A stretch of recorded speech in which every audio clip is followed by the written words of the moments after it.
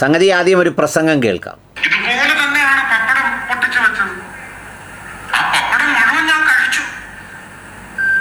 ഒരു പരിപ്പൊഴിച്ചു. ഇനി സാമ്പാർ വരും. വലിയ പപ്പടം തിരുവിതാംകൂറിൽ മാത്രമാണ് കിട്ടുന്നത്. ആ പപ്പടത്തിൽ നിന്ന് ഒടിച്ചു വെച്ച് അതവിടെ ഞാൻ വെച്ചു. ഇല മടക്കുമ്പോ അതിനകത്ത് ബാക്കി പപ്പടമില്ല. പിന്നെ ഈ എഴുതിയവനും വളച്ചൊടിച്ചവനുമാണോ വന്നത് തിന്ന്? ഇനി പപ്പടം എടുത്തു വെച്ച ആള് ഗ്ലൗസ് ഇല്ലായിരുന്നു, അതുകൊണ്ടാണെന്ന് പറഞ്ഞു. അതേ ആള് തന്നെയാണ് ഉപ്പേരിയും ശർക്കര വരട്ടിയും വെച്ചത്. അത് മുഴുവൻ ഞാൻ ആദ്യം കഴിക്കും. എവിടെയാണ് ജേർണലിസം പോകുന്നത്? നിങ്ങളുടെ ഉദ്ദേശം എന്താണ്? ചില വാക്കുകളൊക്കെ ഉപയോഗിക്കത്തില്ലേ? അത് ഭാഷയിലെ എന്റെ പരിജ്ഞാനക്കുറവ് കൊണ്ട് അങ്ങനെ ഒരു വാക്കായി പോകും. ഉന്നത കുലജാതനൊക്കെ അതാണ്. പക്ഷെ അതിന്റെ ഡിസ്ക്രിപ്റ്റ് ഞാൻ ഉടനെ പറഞ്ഞിട്ടുണ്ട്. നമ്മുടെ ജനാധിപത്യ സംവിധാനത്തിൽ അംഗീകരിച്ചിട്ടുള്ള ഈ ബ്രാഹ്മണൻ, നായർ, നായിഡു, നായരെന്ന് ഞാൻ അന്ന് പറഞ്ഞില്ല കേട്ടോ, കാരണം ഞാൻ നായരായതുകൊണ്ട് ഉടനെ പിന്നെ അതെടുത്തലക്കും. നായിഡു, റാവു, ഇങ്ങനെയുള്ള ആളുകൾ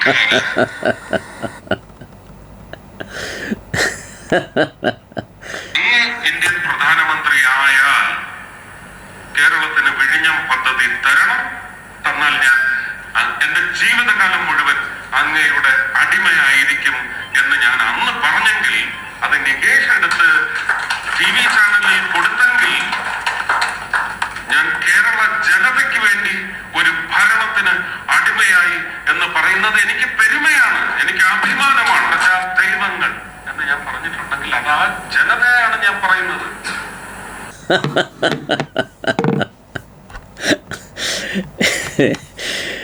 അടിമത്തം നിരോധിച്ചത് എബ്രഹാം ലിങ്കണാണ്. പിന്നീട് ഇന്ന് വരെ ജനാധിപത്യ പ്രക്രിയയിൽ അടിമയും ഉടമയുമില്ല.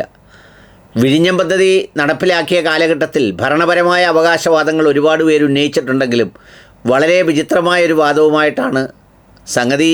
ഒരു കേന്ദ്രമന്ത്രിയാണ്, അതായത് വിഴിഞ്ഞം പദ്ധതി കേരളത്തിന് തന്നാൽ ഞാൻ കേരളത്തിൻ്റെ അടിമയാകും എന്നാണ് പറയുന്നത്. അതെന്തിനാണ് അടിമയാകുന്നത്? ഒരു ഫെഡറൽ സർക്കാരിൽ സംസ്ഥാനങ്ങൾക്ക് കേന്ദ്ര സർക്കാർ ഓരോ പദ്ധതികൾ അനുവദിക്കാറുണ്ട്. ഇത് കടൽ തീരവും അത് തന്ത്രപ്രധാനമായ ഒരു ഹാർബറും ഒക്കെ ഉള്ളതുകൊണ്ട് അവിടെ ഒരു തുറമുഖം അനുവദിച്ചു. ആ വിഴിഞ്ഞം പദ്ധതി എന്ന് പറയുന്ന ആ തുറമുഖം അനുവദിച്ച വേളയിൽ സുരേഷ് ഗോപി ചിത്രത്തിലെങ്ങുമേ ഉണ്ടായിരുന്നില്ല. എന്നിട്ടും പുള്ളി പറയുകയാണ് പുള്ളി അതിന് അടിമയാകാം. ഇത് പറയുന്നത് കേട്ടപ്പോൾ രണ്ട് കാര്യങ്ങളാണ് എനിക്ക് ഓർമ്മ വന്നത്. ഒരു കാര്യം, നമ്മുടെ മരിച്ചുപോയ മോഹനം വൈദ്യൻ എന്ന് പറയുന്ന ഒരു നാടൻ വൈദ്യൻ ഉണ്ടായിരുന്നല്ലോ, വലിയ വിവാദമൊക്കെ ആയ അദ്ദേഹം എപ്പോഴും ക്ലാസ് എടുക്കുമ്പോൾ പറയുമായിരുന്നു, ഈ സിനിമാ രംഗത്തും അതുപോലെ കലാരംഗത്തും ഒക്കെ പ്രവർത്തിക്കുന്ന ഒരുപാട് പേർ ഈ മുഖത്തൊക്കെ തുടർച്ചയായി വളരെ രൂക്ഷമായ കെമിക്കലുകൾ അപ്ലൈ ചെയ്ത് പലരും ഒരു കിളി പോയ അവസ്ഥയിലും ഡിപ്രഷനിലുമാണ് എന്നൊക്കെ പറയാറുണ്ട്. അദ്ദേഹം നിരന്തരം പറയുന്ന ഒരു സംഗതിയാണ്. പിന്നെ കുറേ പേർക്ക് ഈ മാരകമായ രോഗങ്ങൾ വന്ന് മരിച്ച ആളുകളുടെ എല്ലാം കാരണം അദ്ദേഹം ഈ മുഖസൗന്ദര്യവർദ്ധന വസ്തുക്കളും അതുപോലെയുള്ള കെമിക്കലുകളുടെയും ഉപയോഗമാണെന്ന് പറയാറുണ്ട്. ഇതിപ്പോൾ ഈ കിളി പോയ പോലെ വർത്തമാനം പറയുന്നത് എന്താണെന്ന് ഒരു പിടുത്തവും കിട്ടുന്നില്ല. പ്രധാനമന്ത്രി പദ്ധതി തന്നതിന് അടിമയാകുന്നതിനാണ് സുരേഷ് ഗോപി. കേരളം എന്ന് പറയുന്നത് പ്രധാനമന്ത്രി ഭരിക്കുന്ന രാജ്യത്തെ ഒരു സംസ്ഥാനമാണ്. അതുമാത്രമല്ല, ഇത് അനുവദിച്ചതിൻ്റെ തറക്കല്ലൊക്കെ ഇടുമ്പോൾ പ്രധാനമന്ത്രി മൻമോഹൻ സിംഗ് ആയിരുന്നു. അപ്പോൾ അതിന് അടിമയാകുന്നത് എന്തിനാണെന്ന് ഒട്ടും മനസ്സിലാവുന്നില്ല. എന്ന് മാത്രമല്ല, അത്രയും ത്യാഗം സഹിച്ച് അടിമയാകാൻ ഈ പരശുരാമനാണല്ലോ മഴു എറിഞ്ഞ് കേരളം ഉണ്ടാക്കിയത് എന്ന് പറയുന്നത്. ആ പരമ്പരയിലെങ്ങും വരുന്ന ആളുമല്ലല്ലോ സുരേഷ് ഗോപി. ഞങ്ങളുടെ അപ്പൂപ്പൻ്റെ മഴു എറിഞ്ഞുകൊണ്ട് ഞാനതിന് അടിമയായി എന്നൊന്നും പറയാൻ. എന്തായാലും ഭയങ്കര കഷ്ടമാണ്. ഇടയ്ക്കിടയ്ക്ക് ഇങ്ങനെ രംഗത്തെത്തി പപ്പടം പൊടിച്ചതും പഴം പൊടിച്ചതും ഇതുമൊന്നും അല്ലാതെ വേറെ കാര്യമായൊന്നും നടക്കുന്നില്ല എന്നതാണ് സത്യം.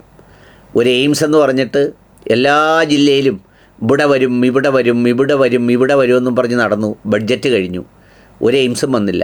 ആകെ കിട്ടിയത് ആമ വളർത്തൽ കേന്ദ്രമാണ്. ഇപ്പോൾ പുതിയ പൂർത്തിയാക്കി 2ാം ഘട്ടവും പൂർത്തിയായ വിഴിഞ്ഞം പദ്ധതിയിൽ അടിമയായി ഒരു ഉടമ വന്നിരിക്കുന്നു. എന്താ പറയുക?